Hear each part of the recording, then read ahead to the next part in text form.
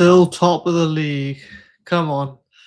Oh man, it's a nice breath of fresh air, isn't it? Being able to go to a away team who have been in decent form, I think, recently, kind of maybe not, and just to get even just a 1-0 win, it's just great. It's a nice sigh of relief. And here we are, Cardiff City World. I'm your host, Evan James, going solo again. So please do bear with me. I'm not the best with my bit of stutter, but we do our best around here. And I'm just sort of relieved to get through now. Back-to-back wins. And again, against two decent sides, well, I said more decent sides who would probably be looking to beat us. And, a lot of teams to predict that we would lose to. But yeah, we didn't. And I just want to give you a quick word, first of all, guys, before we get back into the show. If you haven't already, now is literally the best time to become a Cardiff City World member, because honestly, the next 7 days are absolutely stacked for like the exclusively for members. Can't even speak. So we've got exclusive interviews coming our way. So former boss Dave Jones is the first one from Sky Sports. Very own Bryn Law, our incredible Sean Morrison event, part 1, and loads more to come as well. They're all being released across Christmas, but the members do get them first. So there's a massive incentive. If you are already a member, you get access to these shows a lot sooner than everyone else does. And that's literally just a start, because as a Cardiff City World member, you get early access to live event tickets, early access to all our biggest videos, and our growing library of members-only content. So trust me, 2026 is gonna be off to a flying start. And we're taking inside the EFL on the road, all over the country, all over the league, bringing you more behind-the-scenes access than ever before. And again, like I say, members will see it first always. And remember, all of this sits on top of the Bluebirds content that you already get for free, by the way. So every single day of the year, 365 days, literally no breaks, no off-season, like as much as sometimes I do struggle, like we graft to make sure that we get content out every single day, oftentimes multiple days, multiple times in a day. And it's all powered by Ace Nation Media and Cardiff City World. So if that's not enough, we've also got all new live events, brand new shows on Ace Podcast Nation, and the full hard launch of Football World coming in January 2026. So a lot of exciting stuff.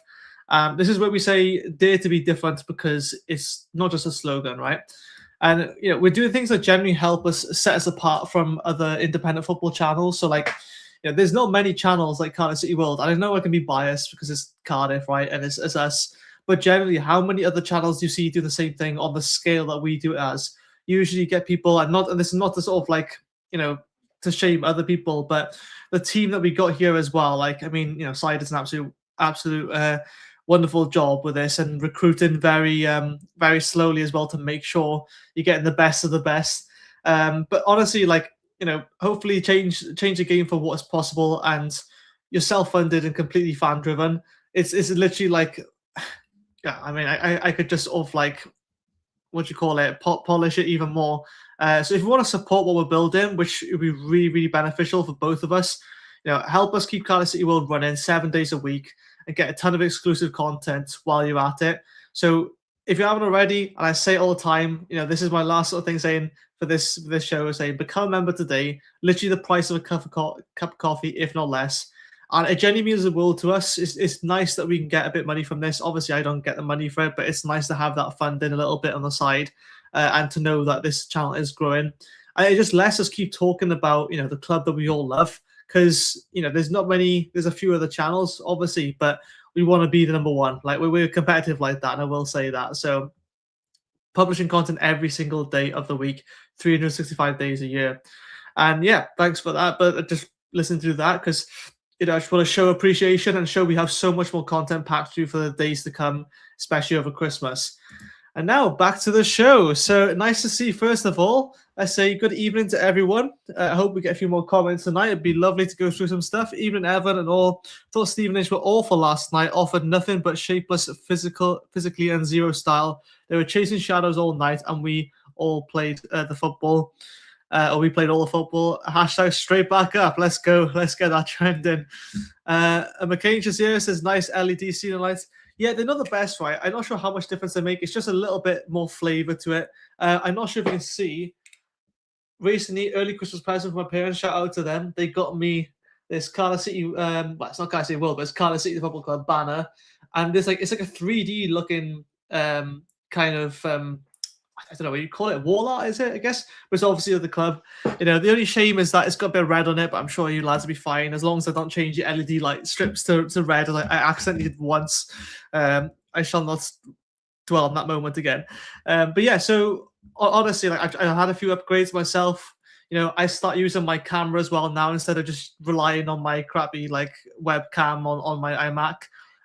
It's literally just dependent on the internet speeds, so it's always like potato quality. But yeah, thank you for that. Jumpers for goalposts evening, by the way. By the way, 3-0 win Saturday. Champions elect, give us the title now. Look, thing is, right, I watch like a lot of other enough football pundits, but football fan channels on YouTube, right? Let me center myself a second. I'm off the side a lot. I don't know why. Callum Fowler, I'm a big fan of, I will say. And up until this point, he hasn't really rated Cardiff, saying that we're not good enough, whatever. And you know what? Part of me is like, oh, I wish he just knew. But like at the same time, thinking, good, I want people to doubt us because we just keep proving them wrong. And I go back to even the Aston Villa game that we played in the cup. Was that Carabao or was that FA Cup? I can't remember this point now. But we had a decent cup run last season somehow, and that's when we played Dylan Lawler. And it shows how little like the pundits and everyone knows about Cardiff City as a football club and just like a fan base and culture and everything. They know next to nothing about us, but yet sort of they're acting like, I mean, to be fair, Horvath had a really good match, probably deservedly man of the match as well for the saves he pulled off. It's a shame it's not working that well at Wednesday at the moment.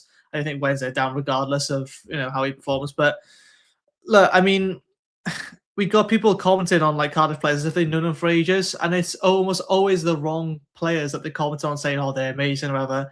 And last season we were dire. I mean, I don't need to sort of mention that much more for us all to agree on. But I know we're playing a league below, right, this season.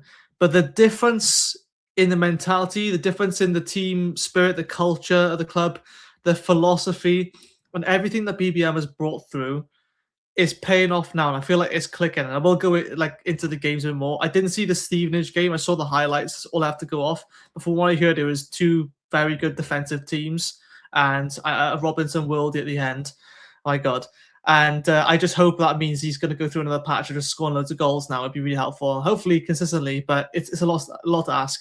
But say on that point of being in League One especially, it's not like that simple just to go down a league and come back up. My biggest fear this season was that we were going to appoint another manager who had a proven track record of getting promotions. And I'm pretty sure that was the plan for Tan, Tan's plan.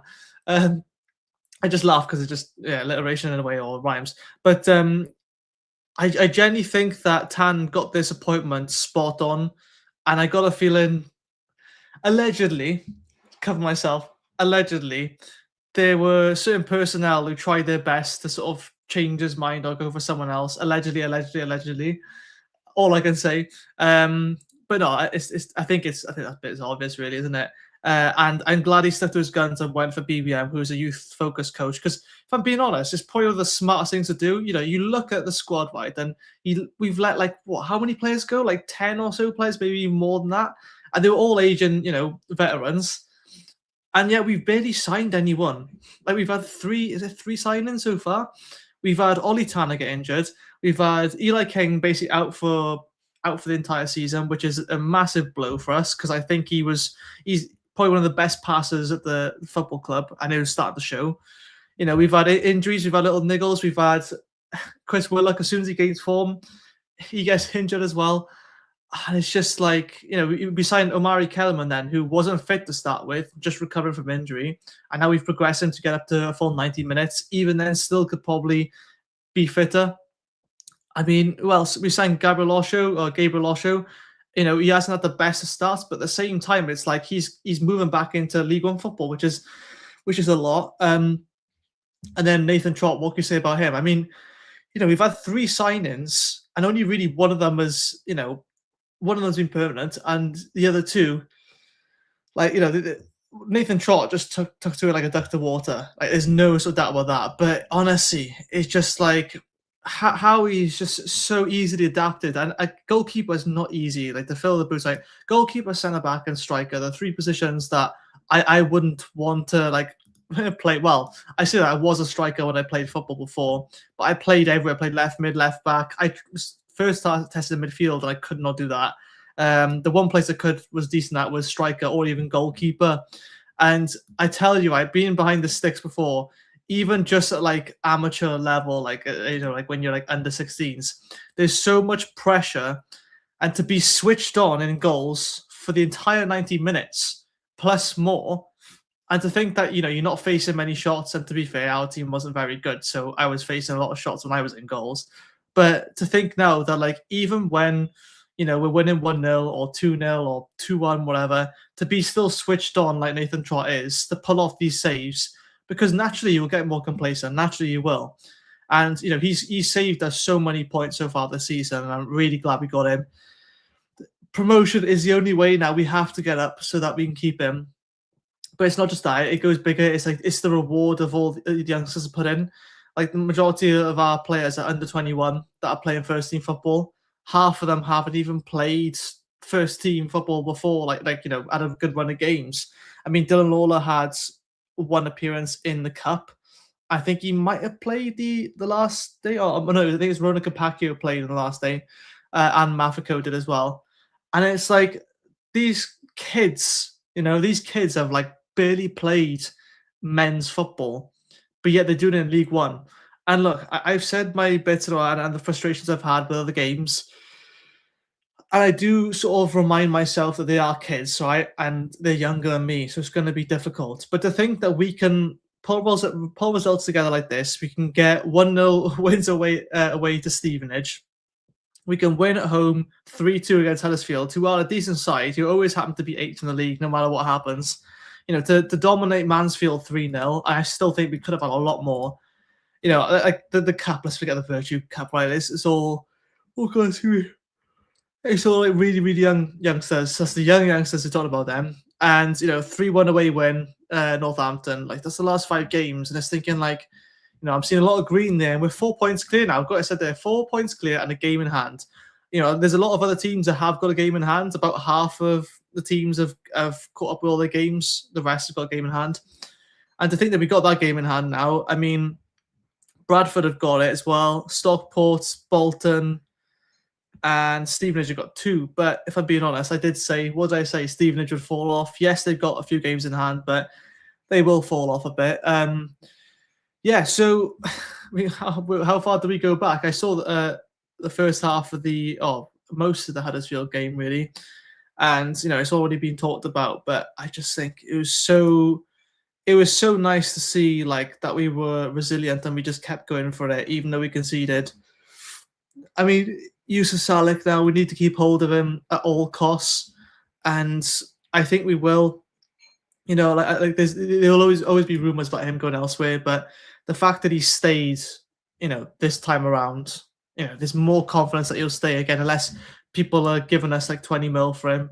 I don't see him going anywhere in the next couple of years. Can't say that for sure. Like no one can. But it is nice to see we got someone who is getting goals almost every other game now.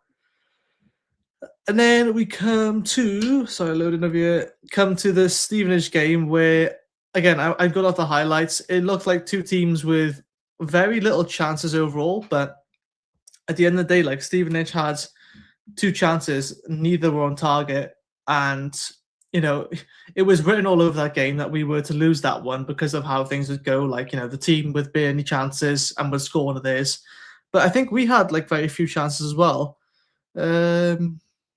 Facts, it doesn't really say properly there. Oh, it does, yeah. Oh no, we had total shots, 11 shots, big chances 1, and we scored off that one big chance. Ball possession 66%. I'm not too fussed about that, but it's quite a lot. We are possession freaks, aren't we? But I just see a lot of yellow cards for their team. Callum Chambers with the thing of beauty, and sometimes you just need that. Like it's just. You're grinding through the whole game and you feel like nothing's going to come, and then you just get that, which just it pays off because we need some luck. To be fair, we've had so much go against us with refs, and it's exhausting. But I see you lovely people have got your comments in here. Again, because it's a solo show and I am absolutely knackered, I might not last the full hour. Hey, sorry, I was really inappropriate, but no, I might not last the whole hour, but we'll see how we go. Cover that and Brad on screen. Don't want to get any copyright strikes or anything, just in case. Let's have a look who's in tonight. Let's see. Willock was poor last night. Chambers was good, but not as good as Fish and Bacon. I think Fish and Bacon are very, very consistent duo, aren't they? And I think Fish probably is a lot more settled with Bacon next to him. Not that they have many other options, but I think the one time where you put Mavico there, and Mavico is not a left back by any means. I know he's done a job there, but if I'm being honest, he's got too much energy, and to be put a left back, he should be in the midfield as his normal position is. A defensive midfielder, almost like Siopis, but I think you're still relying on Bacon to be fit. I don't know. I think they're both crucial players for the team now, and I just hope that we don't get any injury blows with them. But at least with the centre back position, you've got cover, you've got Chambers, you've got Gabriel Osho. Again, I think he's been no, I don't think you do actually, because he's fractured his toe or something. I'm not sure about Willock. I think Willock's a bit hit and miss again. I mean, to think that he's had the form he's had last season and turn that around. I do apologise again. Sorry, this is why I do it 8 o'clock and not 9 o'clock for most shows, especially when I'm on my own. I've got to get up 10 to 6. I got to get up at 5 o'clock tomorrow. Not even that. So yes, Jonathan Mordecai says top of the league, indeed top of the league. I worry for Newport. I hope they can stay up.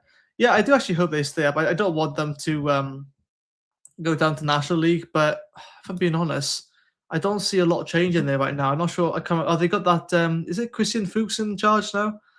I'm pretty sure he is, because he was a caretaker manager for a bit. I hope Newport stay up. I wish obviously we beat them, but I don't wish any bad against them, because we do loan a couple of our youngsters out to them sometimes, and I think it's a great experience for them. I just don't think they're gonna have the.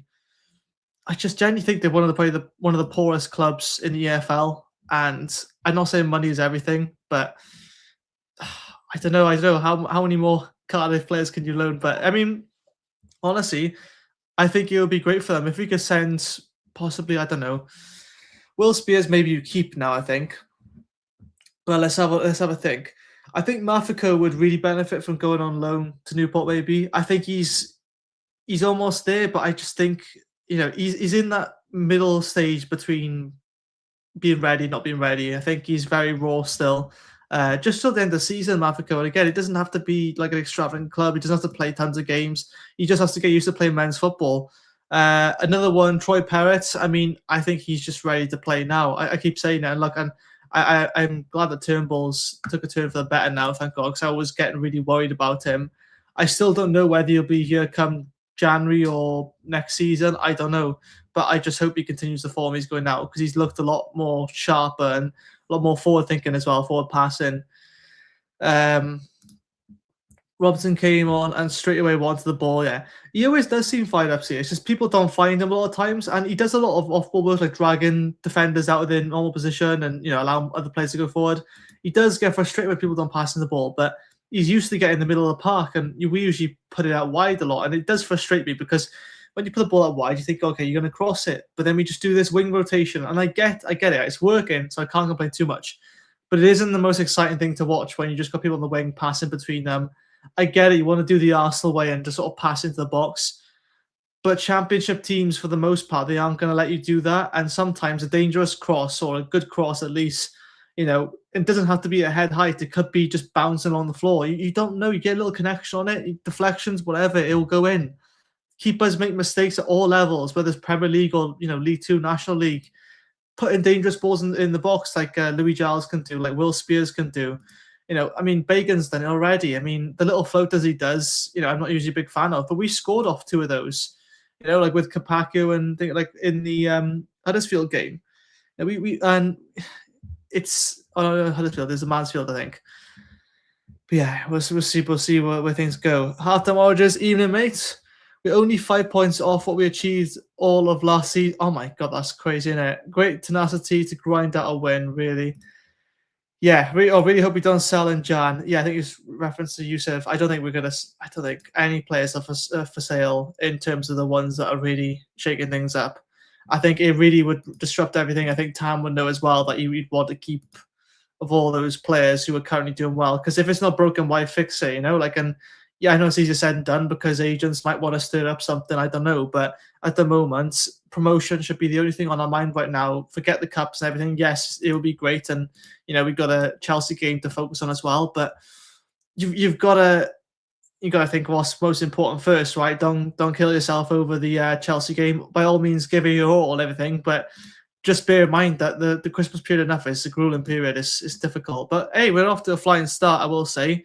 What's it now? We've won 4 games in our last 5. The one we lost, which was against Blackpool. Man, that feels like ages ago now, which it kind of was. The Blackpool game was such a disaster. Oh yeah. But let's see what else we're saying. Oh my god, we've got quite a few comments, guys. As well, like, you know, if you want your comments to be guaranteed to be read out, please make a super chat. Again, it's not a requirement, but it will guarantee that your chat gets read out, that your comment gets read out. So look, McCain says Salas looks more confident and is making some sleek touches and passes. Yeah, he's finding his feet, isn't he, at League One? I think we're all sort of surprised how quick he sort of took the Championship football. But League One, again, different ball game. We can, you know, I could kill everyone to death by saying that term of like League One is so different. It is a lot more physical, but I think he's sort of figuring out like what he can get away with and what refs aren't just not going to call. I'm not saying he's diving for them. I'm saying he's not given anything. You know, I think he's learning to dribble a bit more. You know, be more in the build up of the play sometimes, and other times he knows when to just be in the box waiting for the ball. We're getting better with the crossing. I think we're providing the service a lot more, and you can tell because we're getting the goals. I still think we can get even more from him because getting two goals in one game is exactly what we know he's capable of, possibly even more. Don't want to set the bar too high for him. Obviously, he's doing amazing now. Same with Robinson and Isaac Davis. The main thing is they all played a part in the team. No matter who sticks the ball in the back of the net, it's the fact that we're actually giving players in the box the service finally. We still could be doing a lot more, but I think there's a balance that BBM's trying to achieve of like whipping the ball in the box mindlessly versus, you know, working its way in and drawing players out of their position. I think possession style football originally, like, it wasn't clicking because first of all we're new to it, but also just the fact that like you're playing possession football against counter-attacking teams, and counter-attack almost always wins in that scenario. But if you're very patient with it, even though it's almost paint drying at certain times, not so much now, but the first half of the Mansfield game was like paint drying for like a good 30 minutes. But after you get past that and teams start to get impatient, and now that, you know, you look at the table, we're first, and players are starting to sort of show where they're going to be for the season now, albeit it's still fairly tight. You know, players are not just going to play out for draws against us now. Some teams, they're like, okay, we need a win. You know, I can see Rotherham losing 2-0 to Blackpool at home at the moment. And, you know, Blackpool's a team that's definitely going to need a big win because they play Lincoln afterwards. I think it's not far until we got Lincoln, I think. Yeah, we got Doncaster next. But yeah, it's like teams now are starting to need wins. And then when they're already dying to get a win and then they play us, they get impatient, they lose their heads quicker. You know, we all know about the changing room sort of stuff of like murmurings going on about so-and-so's falling out with this guy and that guy. And look, we've seen it happen to us, but it's coming to a point now where teams are coming to play us, or we're going to play teams, and they need to get a result against us. And that's putting more pressure on them than it is us because they're making the mistakes then. And yeah, you don't wish it on anyone, but at the same time, you know, the game's a game and we're here to get promoted. So it's working in our favour a lot now. Let's have a look. Si was a scout for Cardiff City this time. He started mentioning it. Oh, yeah, mentioning BBM months before we signed him. Look, this is a really big conspiracy theory. I don't know how much involvement it's had. Like, I am aware that, you know, certain people potentially, allegedly at the club watch our content. I'm not sure how obvious that is to people. Yeah, because I mean, they're bound to. Come on, some of them are bound to. We're the biggest sort of Cardiff City World is the biggest football fan channel for this club, right? So players are bound to sort of like reach some of social media. And I was really excited about BBM when Sai first mentioned the video a couple of years ago now, I think, and saying that, like, I genuinely shocked. I am so shocked to this day that we've actually got him. And look, he's not perfect. He's got his flaws, and I think he's still finding his feet himself. Like all the youngsters are, he's learning on the job as well. And you always are as a manager or a player. But he's someone who's very much familiar with developing youth players.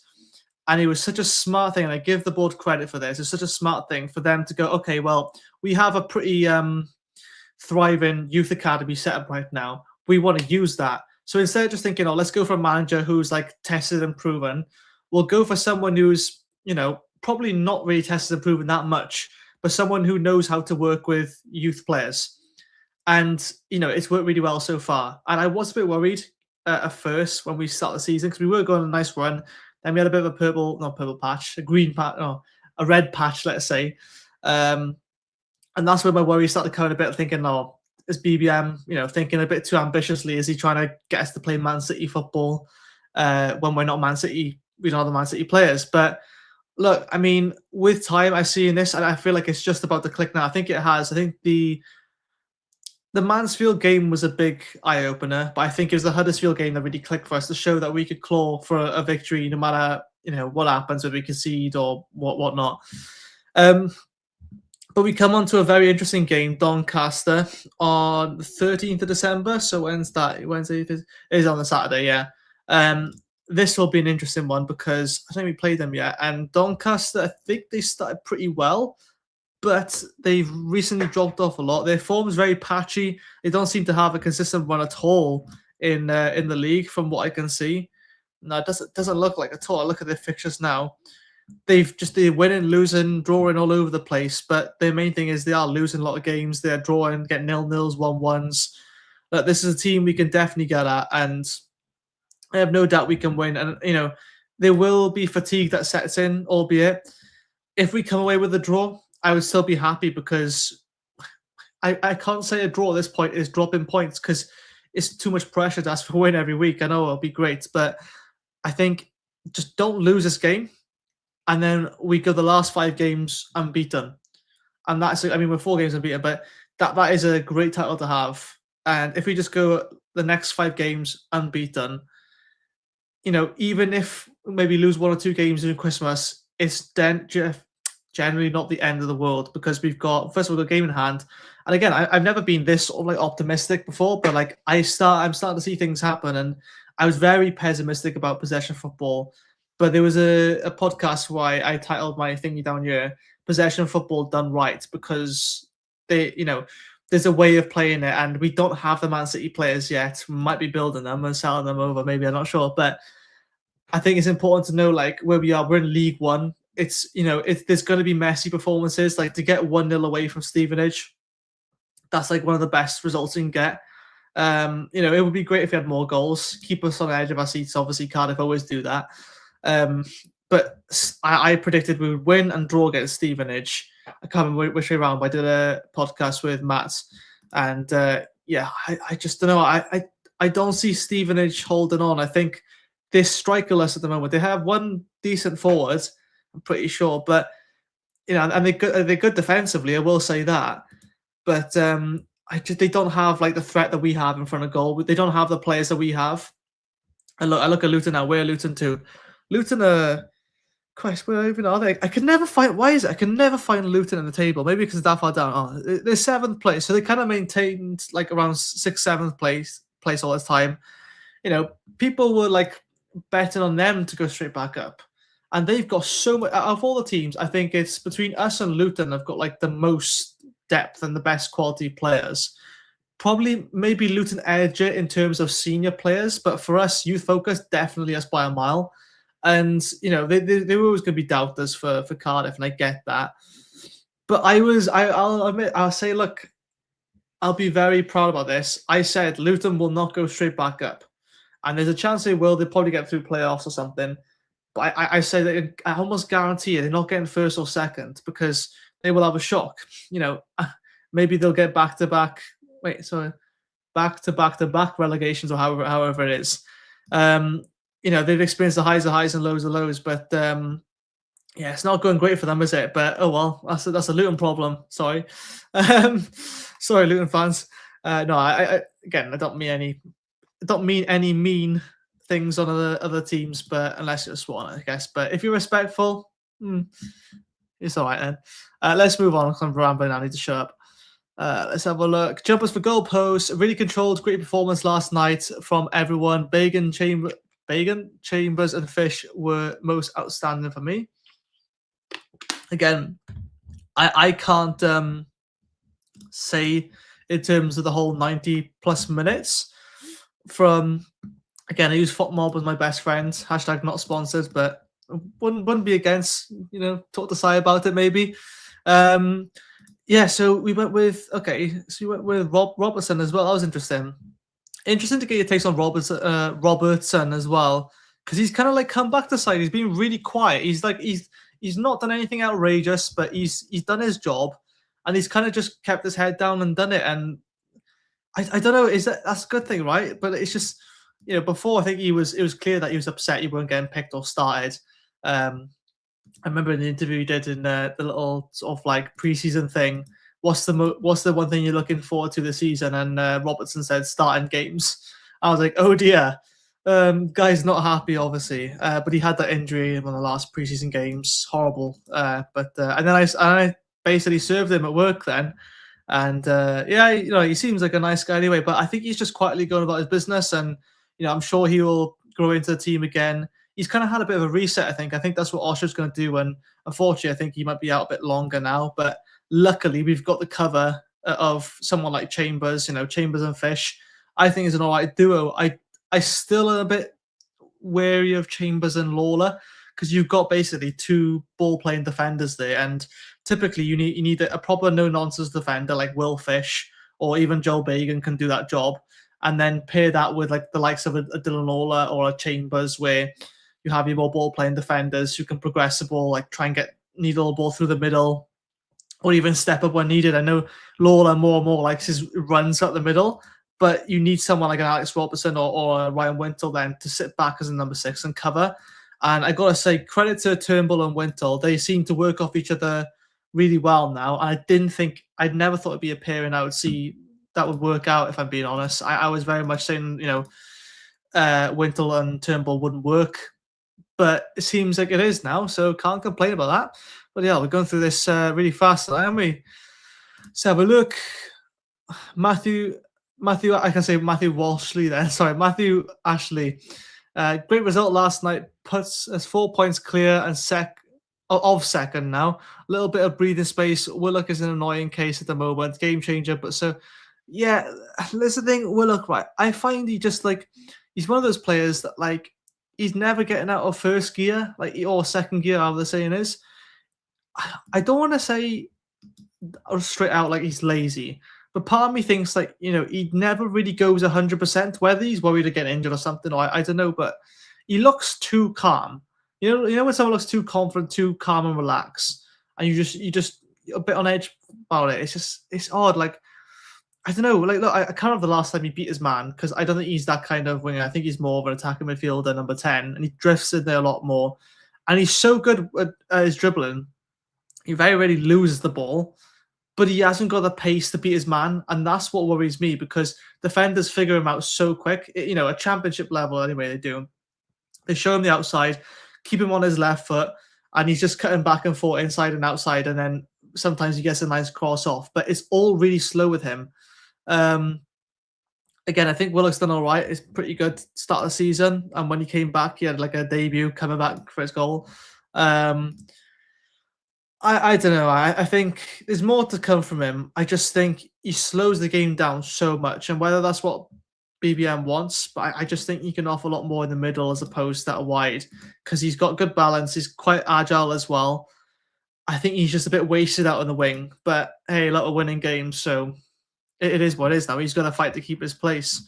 Alan Watkins, evening, mate. Mafiko needs to go on loan to where he can play. Newport, beneficial to him, and he will impress Newport. Yeah, he'd be really good for Newport. I honestly think he'd probably be too good, but at the same time, I think some of his passing is a bit sort of like too powerful sometimes. Like you'll pass like to someone just next to him and he'd be really strong. And I think he needs to sort of like find his feet there and knowing his sort of intensity in his aggression. I think sometimes it is about like less is more and just clean up on L3 as a number 6, and he's just got bags of energy. I think he's just still getting used to when to use it and what for. But again, the kid's got talent, and he's been thrown out of position numerous times, played as a left back when he's not. Newport, I think, would be a great fit for him. Or even if he went to somewhere like, I don't know, Bristol Rovers or, like somewhere like that. I know Reindorf's at Newport at the moment. Not sure if he's setting the world alight, but I don't know. I think we all had high hopes for him because he was the only other striker at the club at the time, and we all saying like, "Oh, put Reindorf in." But yes, somewhere like that. Even if he goes National League, but if I'm being honest, he needs to play men's football. He needs to play, unless it's like a newly relegated National League team, like from the League Two. I can't remember who's got relegated. But yeah.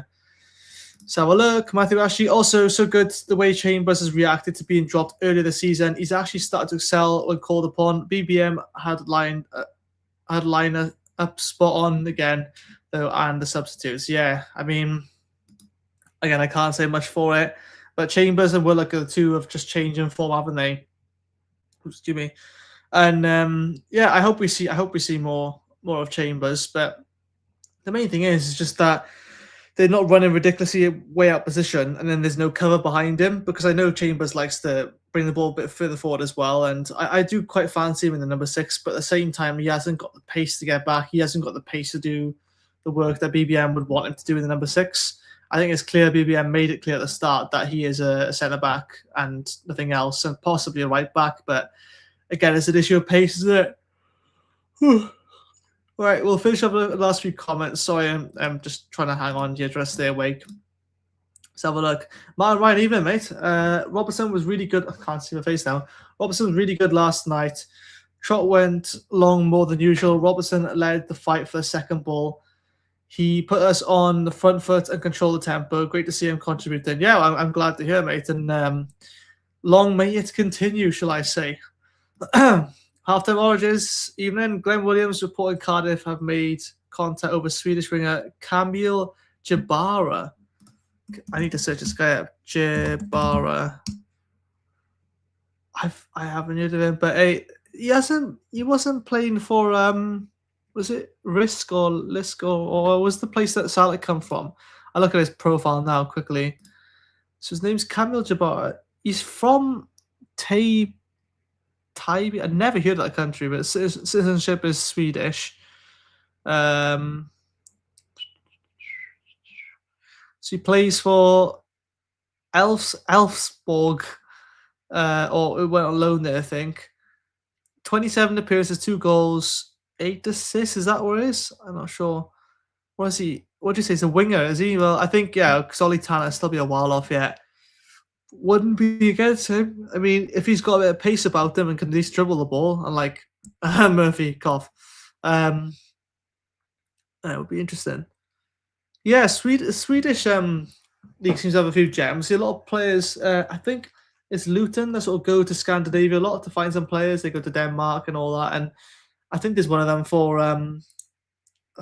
who's it for Stockport? They used to have him. I think it was Stockport. I can't remember what his name was now, but yeah, it's some talent in Scandinavia. I think it's underutilized because you can pick them up on the cheap a lot of times, and their leagues aren't as popular, are they? But might be worth looking at it. But we'll have to see. Again, we can all talk about it so far, but nothing concrete. Oh, I'm very sorry. Jabbar's a Scandinavian-based Palestinian. He is on loan at the moment. Presumably, he's available in January. Okay, I've seen a pattern here. Yeah, we'll have to see on me. But I just hope we go for a really direct, pacey winger who can take on their man.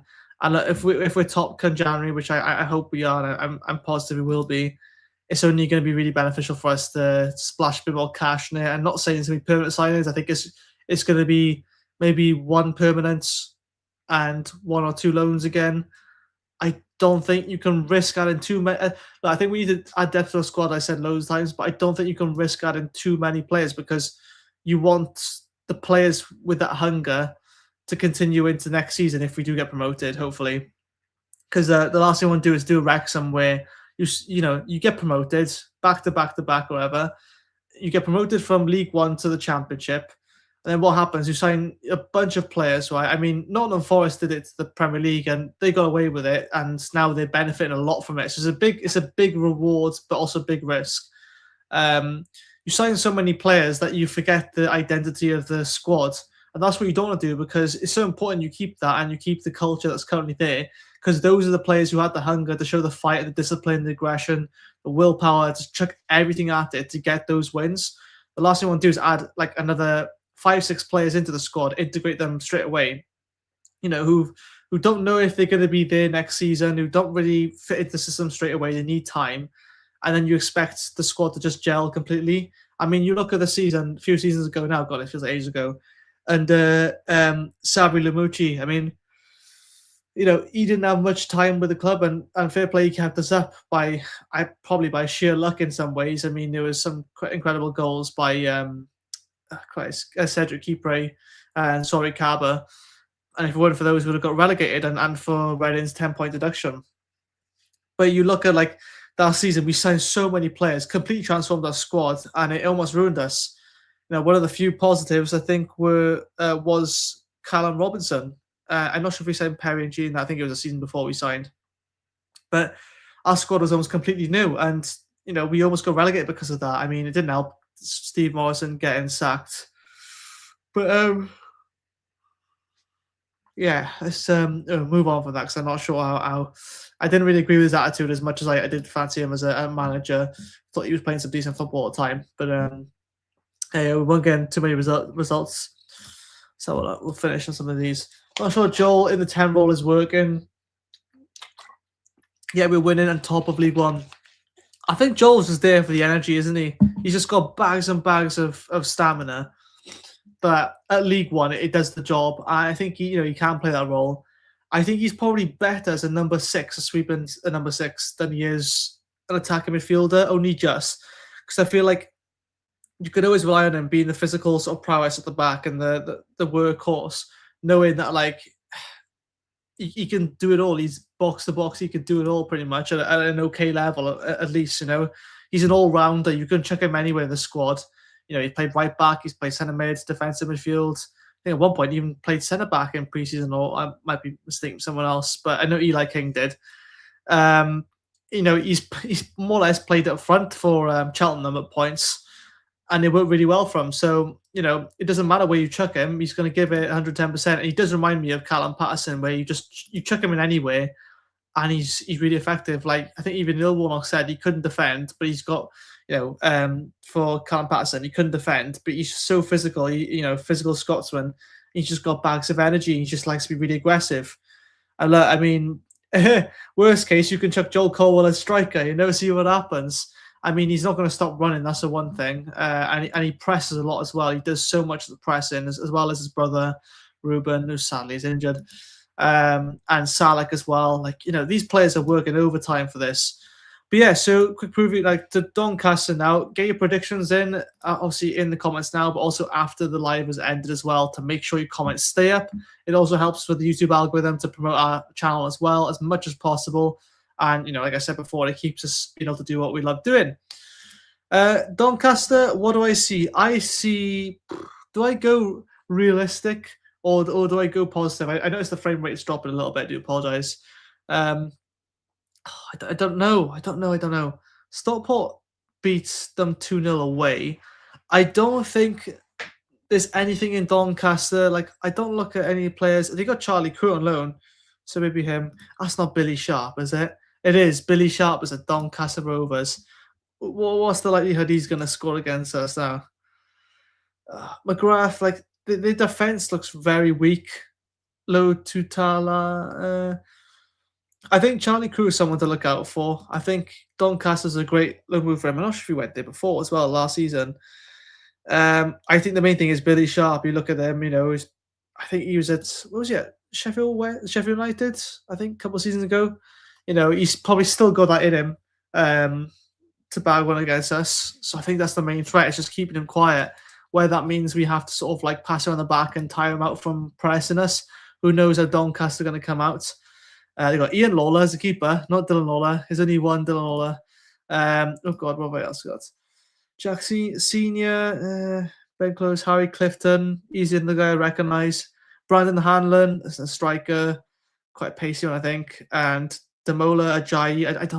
I don't see any names in that squad that apart from Billy Sharp and maybe Charlie Crew they have to be worried about. I think they're probably a bit faster than us. I can't quite remember. Like they started well in the league, but dropped off a lot. And I just look at our last 11, and I just see there's way too much quality. And I look for against most teams, I'll say the same thing.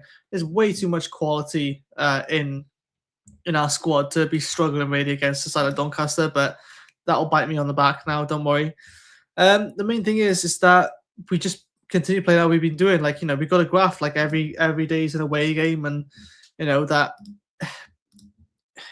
Yeah, it's just sad what it is, really, isn't it? My brain is fried right now, so I'll end on the last comment here by Graham. Nice to see you as well, by the way. I was quick to moan that Lawler was dropped, but it was a right call. Chambers had a great game. Yeah, I think it's not so much about like it's the right or wrong call. I think that you got to rotate to a point, but at the same time, you need to know who your main sort of back two is. I think we pretty much know it's Lawler and Fish, but you're going to have to rotate at some point, I guess. Yeah, Billy Sharp's 39 years old. Is he going to want to be pressing all the time? I mean, like he's someone we can easily tire out. If we just keep him quiet for 60 minutes, he'll end up getting subbed off, and you know they bring on someone else, they bring on Hanlon or Ajayi, and they got a lot more pace and youth about them. Not sure about Hanlon, but it's one of those, right, where it's the Kiefer Moore situation again of like you probably score against us. I don't know, I hate saying that, but it's bound to happen. The main thing is that if we go 1-0 down or we concede to equalise, that we just keep going like we did against Huddersfield. I'm going to say, score predictions. Oh, you know what? Screw it. I'm going to say 4-1. I think we're going to give a team a good old wallop again. No, we did against Mansfield.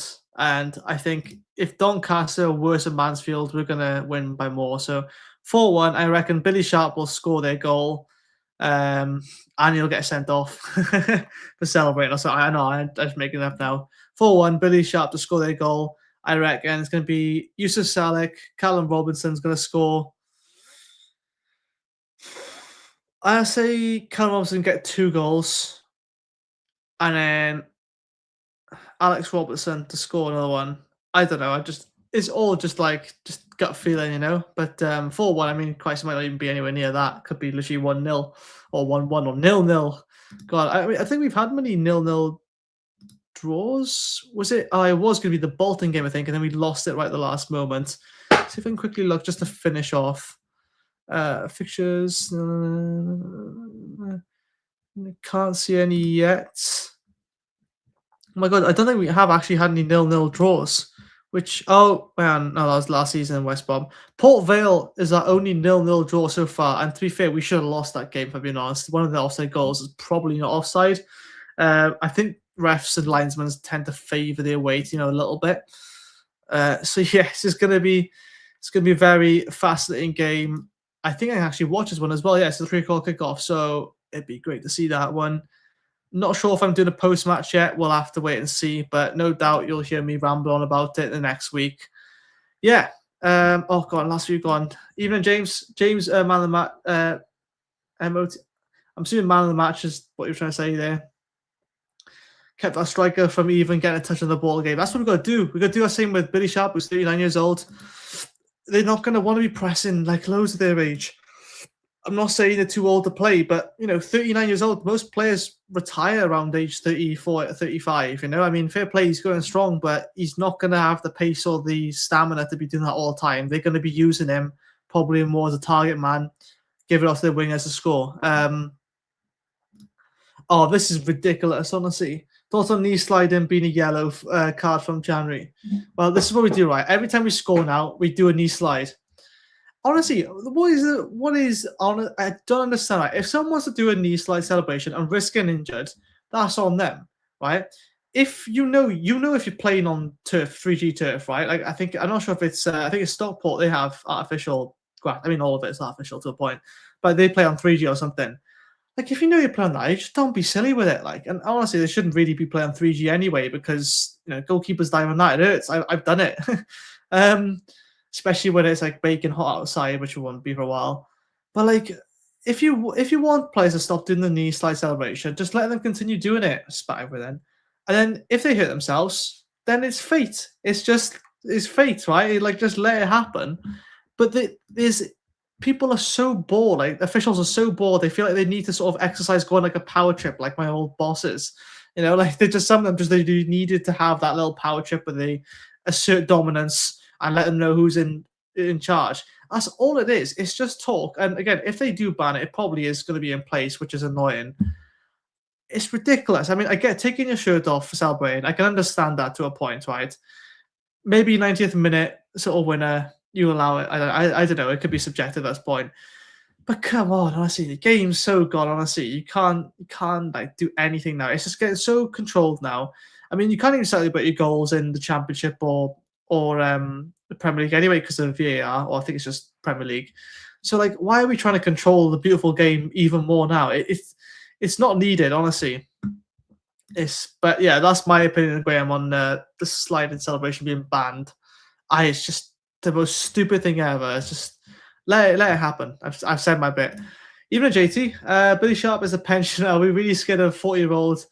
I mean, like if he's playing, he's still good enough to score against us. That's how you got to see it. Obviously, it's not going great for them when they went to the 19th. But we can't take anyone for granted. We have to play like every team is going to be at a high level, because teams need wins now. They need to sort of pull results together out of thin air, and we've just got to be the ones to crush their dreams, really. Camille Jabara looks like he's got some pace in him. I'll have to do some scouting about him because that looks good. But I'm not sure. Thank God, Iron is not playing. Is that one of their players? I'm not sure. I'm not with that. Sorry. Swedish League ended last month. He's out on loan anyway.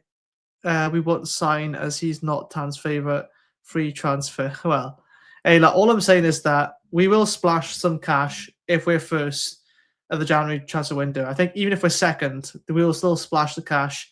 I think mainly on loans, but look, Tan's main objective is to get it back to the Premier League. That'll be nice. Back to the Championship as soon as possible. Because if you think of it, right, I'm not sure how many more years he's going to be want to be part of the club. But at some point, he's going to have to think of selling up, right? He's not getting any younger. Let's put it that way. So if he gets us back to the Championship, that just increases the club value, probably doubles it at this point, honestly. And B is the fact that it's just like, if you're stuck in League One for more than a season, you're probably not going to get back up there anytime soon. Look at Barnsley, Wigan, Rotherham. They're kind of up and down a bit. Who else? I can't think of anyone else. We got teams in there. Plymouth, they haven't been. Well, no, not Plymouth, but like Wigan and Barnsley, Bolton, and the prime examples. The teams that used to be Championship level or higher, but they're hard stuck in League One, and that's like no coincidence or whatever. That's because the fire inside them has died, and they just come to terms with the fact that they're League One now. And obviously, it's not just because of that reason, but like, this is what will happen to Cardiff if we don't, get some results together. Then we will probably be in League One for a long time. But at the moment, it's looking pretty positive. But yeah, that's all I'll say for tonight. Again, thank you all guys for tuning in. It really helps with the comments getting in, because sometimes my mind just goes blank, and it's so nice to have everyone part of you sort of supporting the boys as always. It just makes my job easier when I come on these solo ones, and I have a lot of fun doing solo ones as much as I do with other hosts as well. I'm cool either way, however it pans out. And yeah, it's just, I guess the one big pro of going solo is that all the tension's on me, isn't it? But no, I'm honestly cool either way. But yeah, thanks for your support as well. Lovely to see loads of green names as members. I'm sure some of you as well, even though they're not green, you're a member from the Patreon. So yeah, guys, honestly, I've already said at the start, but loads of stuff, content to come over Christmas period. And again, early access to tickets as well, live events, if you do become a member. So please do. Thank you all for supporting the channel, and I'll see you all soon. Top of the league, 4 points clear. This channel is powered by an incredible membership community on Cardiff City World and patreon.com/AcePodcastNation. Becoming a member unlocks exclusive rewards from early access to live event tickets, bonus content, and even the occasional inside transfer scoop when we get it. But more importantly, it allows us to bring you top quality Cardiff City content 7 days a week. Across those 7 days, we're talking match previews, exclusive interviews, instant match reactions, the breakdown podcast, tactical deep dives, the spotlight series, Bluebirds Rewind, Academy Focus, and just so much more.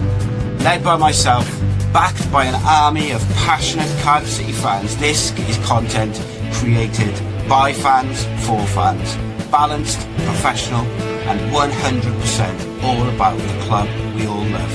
If you enjoy what we do, then join the community today and support what we are doing as we help to keep Cardiff City World flying high.